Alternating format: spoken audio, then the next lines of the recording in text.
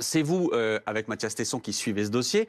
Et ce matin, vous nous révélez donc tous les deux une vidéo d'Amra qui illustre ce que vous aviez commencé à nous raconter. Mais là, on le voit, on a la vidéo d'Amra en cellule. Amra qui, tranquillement, est en train de fumer la chicha. Oui, on a l'image, ça fait toute la différence. C'est un document exclusif, un BFM TV. On y voit donc Mohamed Amra en train de fumer sa fameuse chicha qui s'était procurée pour égayer ses soirées d'été. Mmh. Donc on sait, puisqu'elle a été authentifiée par différentes sources pénitentiaires, que ça se passe à la santé, puisqu'on reconnaît les lits superposés, et que on rappelle qu'il a été détenu à la santé entre les mois de janvier 2022 et septembre 2023. Donc on le voit très bien, il vivait sa vie très tranquillement, mais ça, on avait eu l'occasion déjà d'en parler. Ça, c'est un premier document, effectivement, document exclusif, où on voit Amra en prison en train de fumer la chicha. Et je vous ferai réagir dans un instant, David Desclos. Mais ce que vous nous racontez aussi ce matin, c'est les parloirs. Au parloir, Amra rencontre régulièrement sa petite amie, sauf qu'en réalité, il n'en a pas le droit. Bah non, puisque elle n'a pas de permis de visite pour pouvoir comme ça aller accéder au parloir de la santé. Ça se passe toujours à la prison de la santé à Paris. Mmh. Donc qu'est-ce qu'elle fait?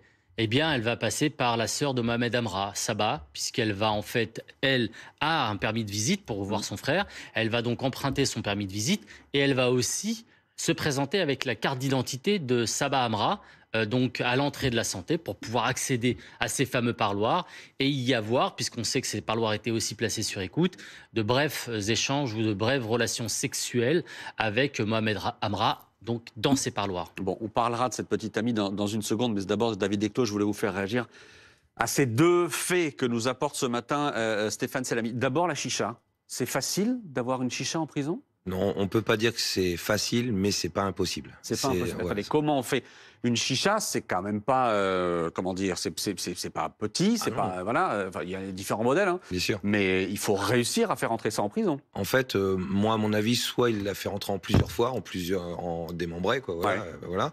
Et soit c'est un parachutage, peut-être il arrive très rarement de complicité de surveillant, c'est très rare. Moi, j'ai 10 ans de prison derrière moi, j'ai vraiment, ça se compte sur les doigts d'une main, le peu de surveillants que j'ai vu qui étaient complices dans tout ça. Ouais. C'est surtout, voilà, soit donc le parachutage ou les drones. Les drones, c'est de plus en plus, là, les drones, ils arrivent à faire entrer.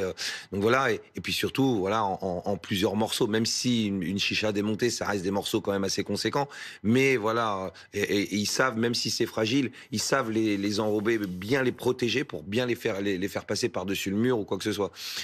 Voilà, moi j'ai vu, par exemple, je l'ai déjà dit sur le plateau, j'ai vu la chose la plus grave.